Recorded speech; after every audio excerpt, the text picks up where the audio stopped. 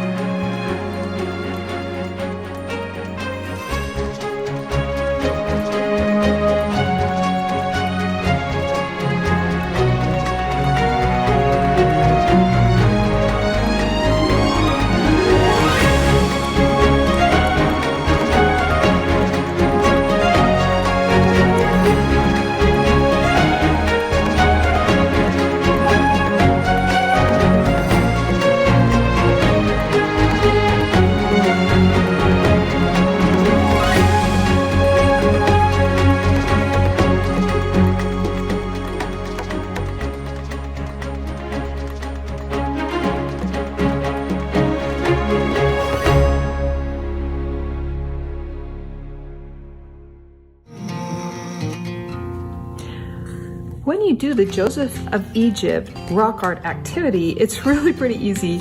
I just made these printables for you.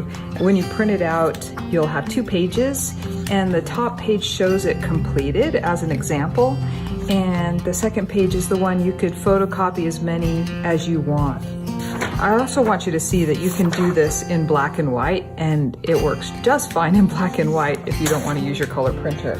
So it's as simple as putting a few pebbles on top of the line art that I did, but let me explain what's on the page, and I'll also show you what kind of pebbles and rocks would work great to do this. So after you've told the children the story of Joseph of Egypt, you're welcome to show them the video that I've done. This is the QR code, so you can point your phone camera right at that and it'll bring up the video of me telling the story. I also show the rock art from my book, Bible Stories Rock, that I have of Joseph from slave to ruler. And of course, we're just doing the slave part that's similar to mine. So we just have the camel and the little Joseph here. And then this part is like a journal entry, and you could do this on a separate page. I just wanted an easy one page for you to work with. And I talk about the power wheel of faith, hope, and charity. When we have all 3 and they come together, there's great power. And I really want to help the children understand that they can have power in their lives and they can walk with God. And so I asked this question: how did Joseph, oh, look, a typo, I gotta fix that. How did Joseph have the power to make it through his hardships? And then we talk about his faith in God, that Joseph believed God is real and is all powerful and loves him, and all the points you can talk about who God truly is and why we can have faith in him. And then hope for good things to come, and that everything's going to work out, even though he had so many hardships of being sold as a slave and being thrown into prison unfairly. And he just kept doing the ups and downs, but he always maintained hope. So that's so important. And then charity, the pure love of Christ, how Joseph loved and served and did his best wherever he was, in whatever situation he was, and how that helped him climb out of each of these difficulties. And then the main scripture of, I think, the chapters we're given to study here is that the Lord was with Joseph and that the Lord is with the children. So that's what we have on the page. And when you do it with them, you can simply print out this, give everybody some. And then a lot of children are collecting rocks, but they're not sure what to do with them. I mean, like all of us. Didn't most of us collect rocks as kids? So here's just a simple rock collection. Let me spill it out.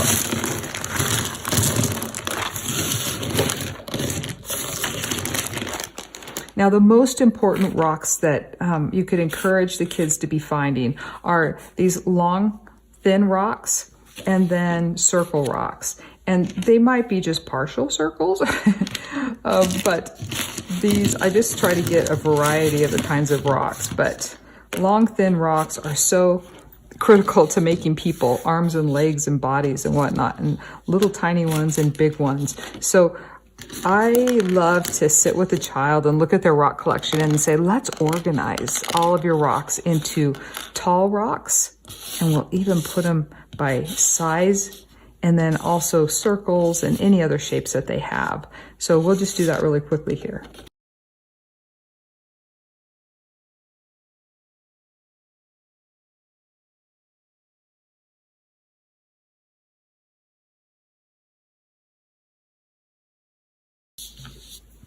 Okay, so every child's rock collection is different, but if you can get your long, tall rocks together and your more circular rocks and then any other shapes that you have, that makes such a difference. Now, when you're making a camel, it's amazing how many different shapes will work. This was just a weird rock outside that I grabbed, didn't know what I was ever going to use it for, but now I see that it's really more like a half circle, and so that works really well for the camel.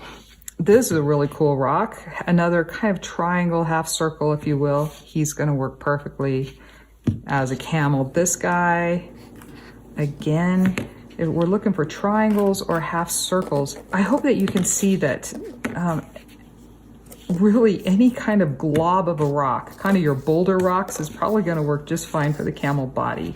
I'm going to put this one on because I just think it's so dang cute. But these all work great too. But since it's in your example, I'll just use that. And then for the neck of the camel, it's just a tall one. Now, whenever I can find tall rocks that have kind of a curve to them, I always think those are great. So I pick those up more than anything, but that'll work fine. This one has kind of a curve, which is nice. So I'll pop it in. It's good.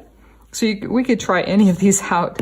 This one's nice because it has that slant, so it's going to fit right up against the camel body nicely too. So we'll just put a few out there. And then a head, you could use any old circle rock that you have for a head.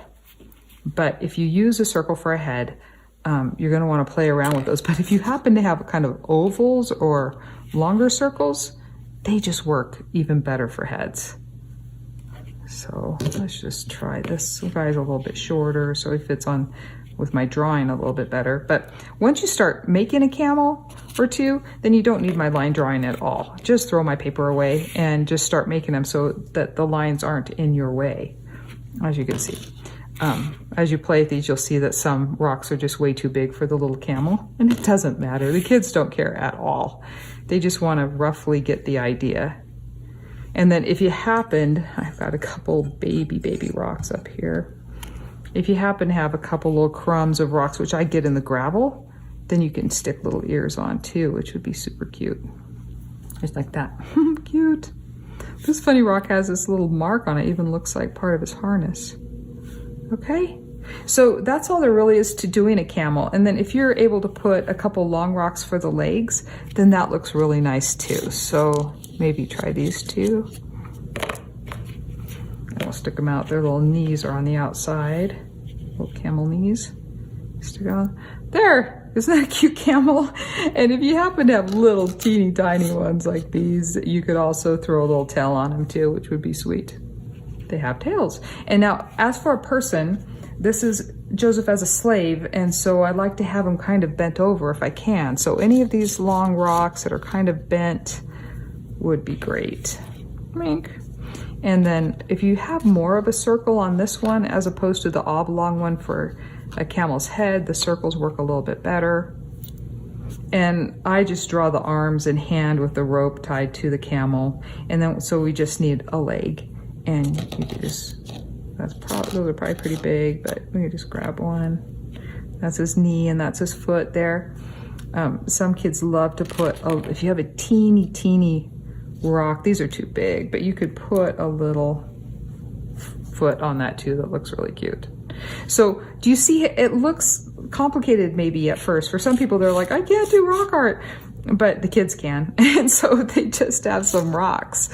And you can separate them. Half the fun is, well, for me, the whole fun, 90% of the fun is hunting for the rocks outside, because I just love to be outside. And so if you can encourage the kids to be looking for these long rocks, and then also be looking for any kind of round rocks, then they'll have the materials that they need to start creating. And you might want to start collecting those too. And yes, you can go to Hobby Lobby and Michael's and any craft store, and they will have little bags of rocks. Dollar Store has a little bag of rocks, and most of those are going to kind of be in this realm here. It's harder to find these long rocks. You have to go hunt for those outside, and it only takes a few trips outside and you start getting this collection really quickly. Really fun to do. So super easy. Do it at home. You can do it in your primary classes or where in your ministries, wherever you like to work with children. And when the children are able to make something that relates to the story, and then you're teaching them why this matters, it really brings it into their hearts and minds so they'll remember it.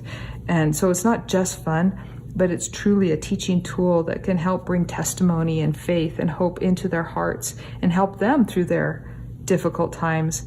And then use those same skills for the rest of their lives.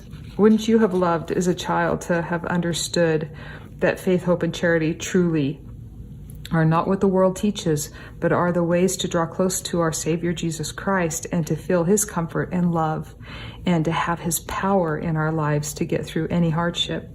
I sure would have loved to understood that better. And now as you do these kinds of activities with the children, you'll be bringing them closer to our Savior Jesus Christ.